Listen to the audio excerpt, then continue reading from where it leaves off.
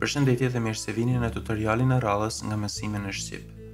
Sot do të flasim për një tip të dhënie e quajtur boolean, ose ndryshe të dhënat e vertetesise. Të dhënat boolean mund të përmbajnë tre vlera: true, false dhe null. True do të thotë e vërtet, false do të thotë e gabuar dhe null është pra vlera null që ne njohim.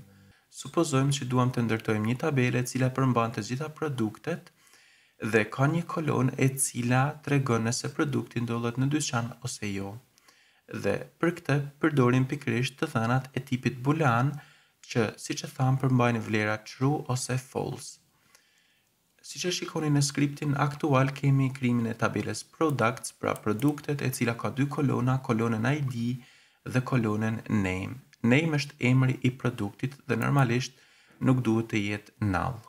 Tashmë ne duam të shtojmë një kolon tjetër e cila quhet created dhe do të përmbaj kohën se kur ky produkt është krijuar dhe do të jetë në zonën kohore UTC. Pra, fillimisht do të jetë tipit timestamp që përmban datën dhe orën dhe më pas I japim një vlerë paraprake duke përdorur fjalën kyçe default që e kemi parë dhe në tutorialet e shkuara, dhe vlera paraprake do të gjenerohet nga funksioni timezone. Pra time zone merr dy parametra siç e kemi parë në tutorialin e shkuar. Fillimisht është emri I zonës kohore që do të jetë UTC dhe më pas kalojmë vlerën që vjen nga funksioni now. Pra çfarë ndodh? Funksioni now na jep kohën aktuale që vjen nga kompjuteri jon dhe më pas kjo kohë konvertohet në zonën kohore UTC dhe vendoset në kolonën created. Vazhdojmë më poshtë dhe shtojmë kolonën e radhës që tregon nëse produkti ndodhet apo jo në dyqan dhe këtë e emërtojmë me fjalën available që do të thotë I disponueshëm. Dhe kjo do të jetë tipit boolean dhe do të jetë not null sepse ne nuk duam që të lejojmë vlera null për këto produkte. E krijojmë këtë tabelë.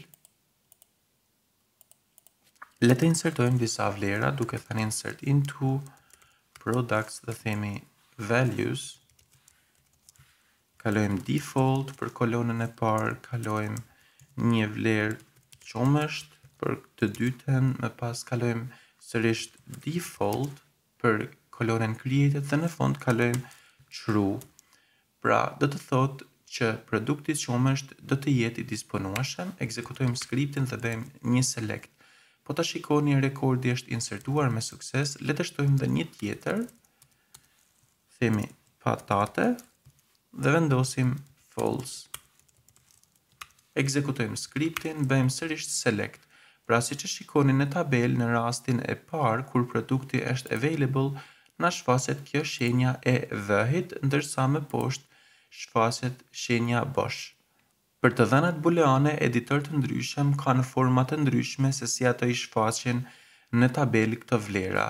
Në rastin aktual, siç e shikoni, shfaqet shenja V për të treguar që është true dhe shenja bosh për të treguar se është false. Por në editor të tjerë mund të jetë vlera true false që kemi insertuar.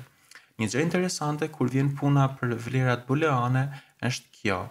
Ne mund të insertojmë dhe vlerat e tjera sinonime për vlerën true dhe mund të insertojmë dhe vlerat e tjera sinonime për vlerën false. Kam vendosur një tabelë të thjeshtë e cila tregon të gjitha mundësitë. Pra për vlerën true mund të vendosim t, true, y, yes dhe njësh brenda thonjezave. Në të njëjtën formë për vlerën false mund të vendosim f, false, n, no dhe 0. Le ta shikojmë njërin nga shembujt. Për shembull, le të themi që duam të shtojmë një produkt tjetër, vezë, dhe më pas vendosim që ky produkt të jetë available. Pra, mund të vendosim dhe vlerën njësh brenda thonjezave teke. Po të ekzekutojmë skriptin, do të shikoni të njëjtin rezultat. Le të shikojmë se si ne mund të filtrojmë tani këto të dhëna. Ne mund të themi select all from products where available është barabartë me true. Nëse ekzekutoni këtë skript, do shikoni që do kthehen vetëm vlerat të cilat janë të disponueshme në dyqan. Mirë po, siç e thash, ne mund të përdorim dhe variantet e tjera. Për shembull, le të përdorim vlerën njësh do jetë i njëjti rezultat. Le të përdorim vlerën yes, do jetë i njëjti rezultat. Le të përdorim vlerën y, do të jetë i njëjti rezultat.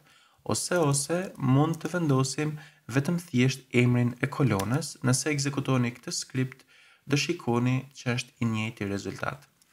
Në anën tjetër, për vlerën false, pra mund të bëjmë të njëjtën gjë, vendosim vlerën false dhe do të shfaqen vetëm produkte të cilat nuk janë në dyqan. Ose për thjeshtësi, mund të vendosni were not available, po ta ekzekutoni këtë skript, do shikoni të njëjtin rezultat.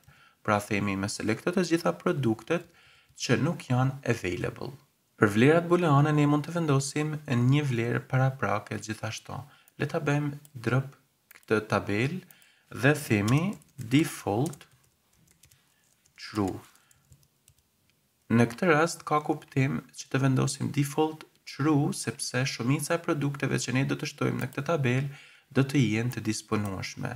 Pra ekzekutojmë skriptin dhe në momentin kur ne insertojmë vlerat të cilat janë të disponueshme në dyqan, vendosim default në të gjitha pozicionet që kemi përcaktuar vlera paraprake, po të ekzekutojmë skriptin do shikoni që produkti është shtuar, ose mund të hesni të gjitha vlerat default dhe të përcaktoni vetëm kolonën që ne do insertojmë një vlerë manuale dhe themi name, vendosim një produkt qumësht dhe do shikoni që produkti është shtuar dhe për të gjitha kolonat e tjera, vlerat janë gjeneruar automatikisht. Kjo është e gjitha çfarë kemi përgatitur në këtë tutorial, bashkë mirupafshim në tutorialin e radhës.